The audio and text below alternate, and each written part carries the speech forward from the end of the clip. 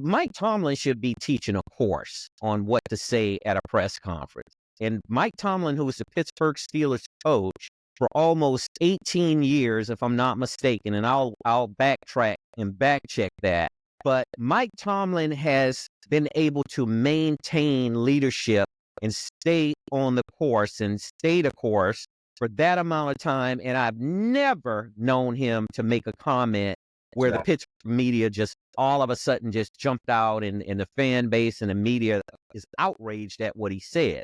They need to take a chapter out of Mike Tomlin's book and learn how to talk to the media, because obviously Gerard Mayo doesn't have any experience doing that. Wouldn't you say so? It sounds definitely like that's the case. And you really gotta almost practice what you say to the media, because once it comes out, you can't reverse it. And then your players get a chance to hear that stuff.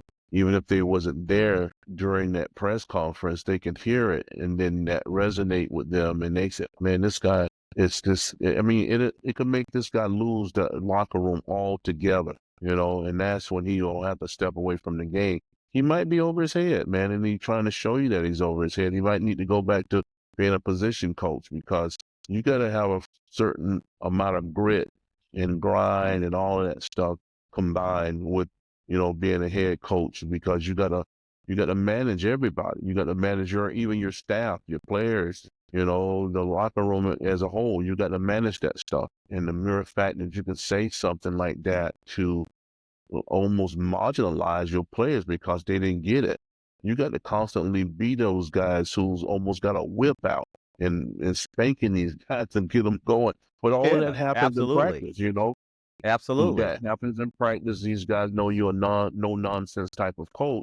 You won't have to say anything like that. So, and it's probably these little bits and bruises that you'll take even as a young coach. So I'll just give him the benefit of the doubt right now. He misspoke. He shouldn't have said it, even if, he might have just had that on his mind, but really don't mean it. So I'll give him the benefit of the doubt. He'll get a hall pass on this one, but it can't keep coming out. Stuff like that can't be a mistake.